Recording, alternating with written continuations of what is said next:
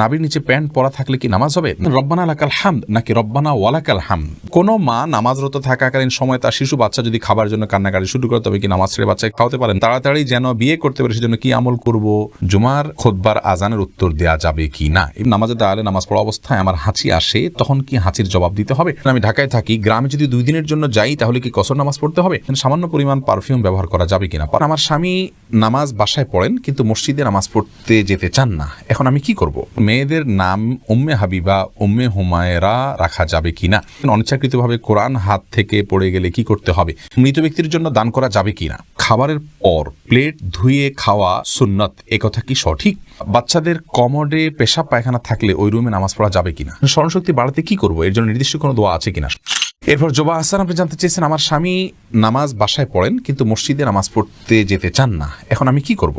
আপনি তাকে বোঝাবেন, আপনার জায়গা থেকে আপনি তাকে নসিহত করবেন, আল্লাহর ভয় দেখাবেন, ভালোবাসা দিয়ে, স্নেহ দিয়ে, মমতা দিয়ে, বিভিন্নভাবে অভিমান করে আপনি তাকে বোঝাবেন, অন্যদেরকে দিয়ে বোঝাবেন। এরপরও যদি তিনি না করেন, এর দায় আপনাকে বহন করতে হবে না ইনশাআল্লাহ। নাজিম আদনান, আপনি জানতে চেয়েছেন মৃত ব্যক্তির জন্য দান করা যাবে কিনা?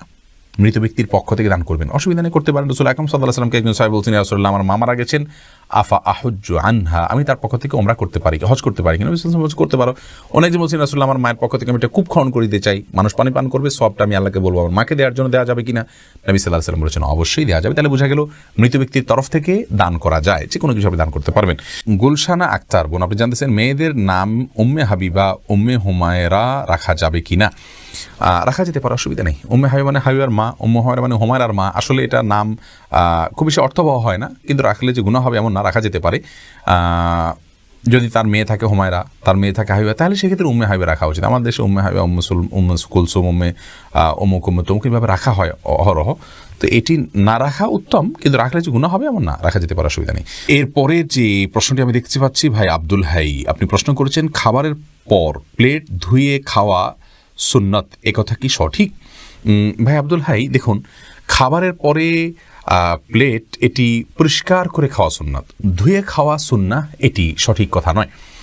রাসূল করিম সাল্লাল্লাহু আলাইহি ওয়াসাল্লামের খাবারের পরে প্লেটের অবস্থা কি থাকতো এই সম্পর্কে বর্ণনা করতে গিয়ে আমাদের আয়েশা রাদিয়াল্লাহু তাআলা আনহা বলেছেন যে অনেক লোক যদি খাবার খেতেন, সেক্ষেত্রে রাসূল আকরাম সাল্লাল্লাহু আলাইহি ওয়াসাল্লামের প্লেটটাকে অন্য সমস্ত প্লেট থেকে আমি পৃথক করতে পারতাম, কারণ এত পরিষ্কার করে তিনি খাবার খেতেন যে এত বেশি পরিষ্কার অন্য কেউ করে খেতে পারতেন না।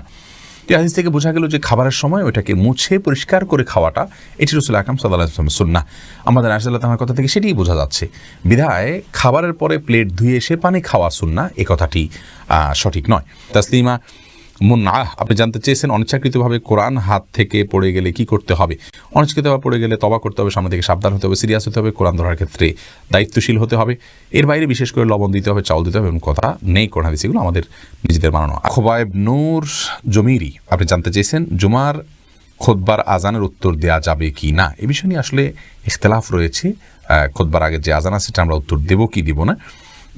অনেক উলামা ইকরাম বলেছেন আমরা চুপ থাকবো, এটার উত্তর দেব না। তার কারণ হলো রাসূল আকরাম সাল্লাল্লাহু আলাইহি ওয়াসাল্লাম আমাদেরকে বলেছেন, ইযা খারাজাল ইমাম ফালা সলাতা ওয়ালা কালামা, যখন ইমাম বের হবেন খুতবা দেওয়ার জন্য তখন কোনো সলাত বা কোনো কালাম চলবে না।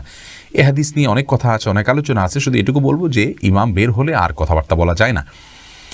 সেই জায়গা থেকে খুতবার আজান যেহেতু ইমাম বের হওয়ার পরে দেওয়া হয়, ইমাম মিম্বরে বসার পরে দেওয়া হয়, অতএব এখানে জবাব না দিয়ে বরং চুপচাপ নীরবতা অবলম্বন করতে হবে। এই মতটি অধিকতর শক্তিশালী, যদিও অনেকেই বলেছেন জবাব দেওয়ার জন্য। বাচ্চাদের কমোডে পেশাব পায়খানা থাকলে ওই রুমে নামাজ পড়া যাবে কিনা? কমোডের ভেতরে পেশাব আছে, ঢাকনা দেওয়া আছে, দুর্গন্ধ ছড়াচ্ছে না, কোনো প্রকার অপরিচ্ছন্ন হচ্ছে না পরিবেশ, তাহলে সেক্ষেত্রে ওই রুমে নামাজ পড়া যাবে।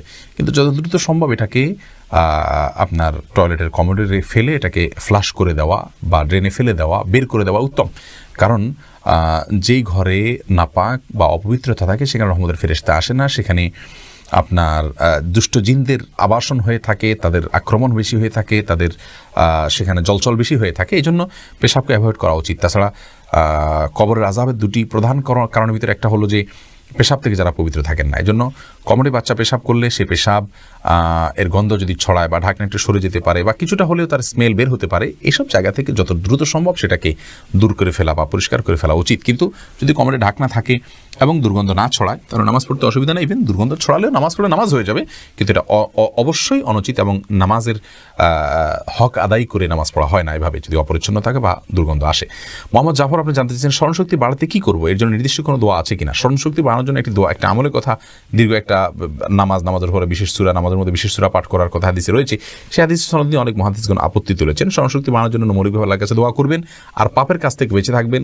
নিজের বিশেষ করে আজকের যুগে স্মরণশক্তি নষ্ট হওয়ার একটা বড় কারণ হলো সোশ্যাল অ্যাক্টিভিটিস বা আমাদের অনেক কাজের সাথে জগতের সাথে ইনভলভেশন, এগুলোর কারণে আমাদের স্মৃতিশক্তি কমে যাচ্ছে। এগুলো যত কমিয়ে আনা যায় তত বেশি স্মরণশক্তি ইনশাআল্লাহ বৃদ্ধি পাবে। তাছাড়া আল্লাহর কাছে দোয়া করা যেতে পারে।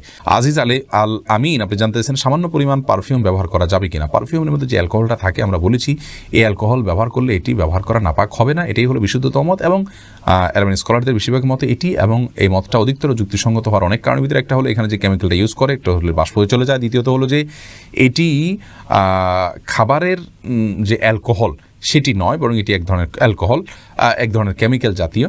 তো যার কারণে এটিকে ওলামা ইকরাম জায়েজ বলেছেন। আর এই ব্যাখ্যা আমার নয়, এই ব্যাখ্যা সৌদি আরবের সর্বোচ্চ ওলামা পরিষদের অনেক সদস্যদের এবং শেখ মোহাম্মদ উসাইমিন, মোহাম্মদ সাল্লাহ আল মুনাজ্জিদ হাফিজাহুল্লাহ, আরও অনেক ওলামা ইকরামের। এরপরে আমি যে প্রশ্ন দিয়েছি এনবি শিল্পী, আপনি জানতে চেয়েছেন নামাজে দাঁড়ালে নামাজ পড়া অবস্থায় আমার হাঁচি আসে, তখন কি হাঁচির জবাব দিতে হবে? না, নামাজের মধ্যে হাঁচি আসলে হাঁচি জবাব দিবেন না, এমনি ইগনোর করে চলে যাবেন। এমনি জাকারিয়া জানতেছেন তাড়াতাড়ি যেন বিয়ে করতে পারে সেজন্য কি আমল করব? আমল হলো বেশি বেশি করে হালাল উপার্জনের চেষ্টা করবেন, সকালে ভোরে বের হয়ে যাবেন, পরিশ্রম করবেন, কোনো কাজকে ছোট মনে করবেন না, সিরিয়াসনেসের সাথে কাজ করবেন, খুব ভালো করে কাজ করবেন, দুনিয়াকে ভালো করে উপার্জন করবেন, বিবাহের প্রয়োজনে অর্থ সংগ্রহ করবেন, আল্লাহর কাছে দোয়া করবেন, সূরা ফুরকান আয়াত নম্বর ৭৪ বেশি বেশি পড়বেন, মা বাবাকে বোঝাবেন, সাধারণভাবে আল্লাহর কাছে নামাজের পরে বিভিন্ন দোয়া কবুলের সময়গুলোতে হাত তুলে বা বিভিন্নভাবে আল্লাহর কাছে দোয়া করবেন যেন আল্লাহ তাআলা আপনার মনোবাসনা পূরণ করে এবং আপনার প্রয়োজন মিটিয়ে দেন ইনশাআল্লাহ বিদিনিল্লাহ। হেলাল উদ্দিন জানতেছেন কোনো মা নামাজরত থাকাকালীন সময় তার শিশু বাচ্চা যদি খাবার জন্য কান্নাকাটি শুরু করে তবে কি নামাজ ছেড়ে বাচ্চাকে খাওয়াতে পারেন? না, ফরজ নামাজ হলে অবশ্যই নামাজ শেষ করে তারপরে খাওয়াবেন। নফল নামাজ হলে যদি বাচ্চাকে না ধরতে যান, না খাবার দিতে যান, বাচ্চার অসুবিধা হতে পারে, তাহলে সেক্ষেত্রে আপনি নামাজ ভাঙতে পারেন। অন্যথা আপনি নামাজকে খুব দ্রুত শেষ করে তারপরে বাচ্চাকে খাবার দিবেন। বাচ্চার কান্না না দরকার, নামাজকে দ্রুত শেষ করা এটি রাসূল আকরাম সাল্লাল্লাহু আলাইহি ওয়াসাল্লাম থেকে প্রমাণিত। তিনি নিজে কিন্তু নামাজকে একবার সংক্ষিপ্ত করেছেন, দ্রুত শেষ করেছেন যখন বাচ্চার কান্না আওয়াজ তিনি শুনতে পেয়েছেন। জোহানা করিম ঋতু আপনি জানতে চেয়েছেন রব্বানা লাকাল হামদ নাকি রব্বানা ওয়ালাকাল হামদ? বোন, দুই রকমই হাদিসে আছে। রব্বানা লাকাল হামদ এমনটি যেমন রয়েছে রুকু থেকে উঠে দোয়া পড়তে পারেন, আবার কোন কোন রিওয়ায়াতে রব্বানা ওয়ালাকাল হামদ আছে, কোন কোন রিওয়ায়াতে রব্বানা আল্লাহুম্মা রব্বানা লাকাল হামদ বা আল্লাহুম্মা রব্বানা ওয়ালাকাল হামদ আছে। যে কোনোটা পড়লেই হয়ে যাবে। কাসরাতুল মাবানি তাদুল্লু আলা কাসরাতিল মাআনি, আরবিতে একটি কথা আছে যে শব্দ বেশি হলে তার মর্ম নিশ্চয় বেশি হয়। এই জন্য রব্বানা লাকাল হামদ বলার চাইতে রব্বানা ওয়ালাকাল হামদ বললে বেশি উত্তম হবে। অর্থ হলো হে আমার রব, আর আপনার জন্য প্রশংসা আমি জ্ঞাপন করছি। দুইটাই হাদিসে রয়েছে, কোনো অসুবিধা নেই, বিশুদ্ধ হাদিসে রয়েছে। এমনি তুহিন আলী জানতেছেন নাবির নিচে প্যান্ট পরা থাকলে কি নামাজ হবে? নাবির নিচে প্যান্ট পরা আছে কিন্তু নাবিটা দেখা যাচ্ছে না, উপরে আপনার কোনো কাপড় চোপড় আছে, তাহলে নামাজ হয়ে যাবে, কোনো অসুবিধা নেই।